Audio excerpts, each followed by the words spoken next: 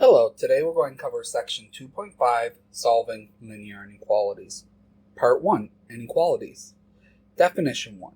For two real numbers a and b, we say that a is less than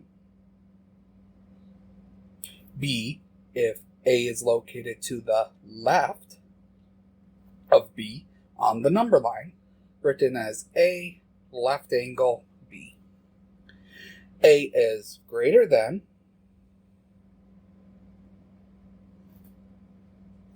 b if a is located to the right of b on the number line, written a right angle b.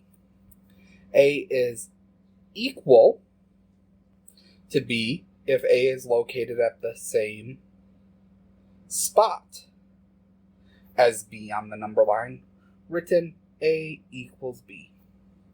The symbol equal is called an equality, whereas less than and greater than are referred to as inequalities.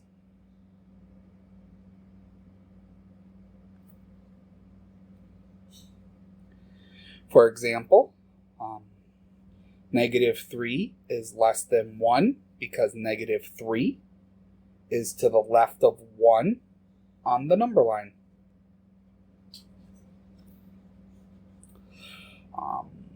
7 halves is greater than 1 half because it's to the right of 1 half on the number line. And then 3/9 is equal to 1/3 because they are located at the same spot on the number line. In addition to less than and greater than, there are 3 additional inequality symbols used to compare numbers: less than or equal to, a left angle with a line underneath it, greater than or equal to, a right angle with a line underneath it, and not equal to, the equal to symbol crossed out. Determine if the following statements are true. If false, provide a true relationship between the numbers. Negative 8 is greater than or equal to 4. This is false because negative 8 is less than 4, which would be the true statement. 0.7 is less than or equal to 2. That is true. 3/3 is greater than or equal to 1, which is true because 3/3 equals 1. Part 2. Graphing inequalities. What values of x would make the following inequalities true? So for x less than 7, well, 6 would for sure make it less than 7. 5, 4, and then anything else going lower would make it less than 7. But you also have 6.5, 6.7, 6.9, and that actually can keep going forever towards 7 as well. So we're going to have some way to indicate all of those decimals in between 6 and 7. 4 is less than or equal to 6. 4 is less than or equal to x, not 6. So that's equivalent to saying x is greater than or equal to 4. So a lot of times we do prefer the variable to be on the left-hand side, so you can flip the sides, but you have to flip the inequality as well. Now this would be 4, 5, 6, so on and so forth. It wouldn't be 3.9 because we do have this stopping point of 4 because of the equal sign. So this time it only goes forever in one direction. And x is not equal to 97. Well, these would be like 96, 96.5, 96.9, so on and so on. 95, so on and so on. But you also get 97.1, 97.5, 98, so on and so on. So you get a bunch of numbers that are not equal to 97. So as you notice, there can be some ambiguity here. So when graphing an inequality, we want to illustrate all possible solutions or values that make the inequality true. To graph inequalities, we'll place either an empty circle to indicate it cannot equal the endpoint, or a filled circle if it can equal the endpoint, and then shade the part of the number line where the statement holds true. If the inequality symbol disallows equality, then we call it a strict inequality.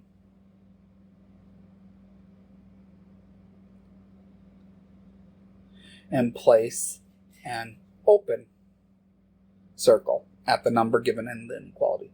If the inequality symbol allows equality, then we call it a loose inequality. And place a filled circle on the number line. Graph each inequality on the number line below. So we have x is greater than or equal to 5. So I'm going to put 5 on my number line. Greater than or equal to. So because I do have an equality, it is going to be an filled circle. And then I'm greater than 5. So I am going to go like that. I'm okay if you shade the number line as well. I normally draw it above, so there's no ambiguity which way I'm going. X cannot equal negative 3. Well, that means can't equal negative 3, but I can be bigger than negative 3. I can also be smaller than negative 3. So it's almost the full line, just missing a little spot at negative 3. And last but not least, x is less than 0. Because it's a strict inequality, I'm going to have an open circle, and then less than indicates I'm going to go to the left. Another way to represent inequalities is as intervals or ranges of numbers. In this notation style, curved parentheses correspond to empty circles, and square brackets correspond to filled circles. Try writing the inequalities from above in interval notation. Notice the connection between the inequality symbol, the empty filled circle, and the parentheses brackets. So for most students, when learning interval notation, start out by graphing it and then convert it to interval notation seems to be the easiest way to do it. So x greater than or equal to 5. I'm just going to copy down the graph that we did above.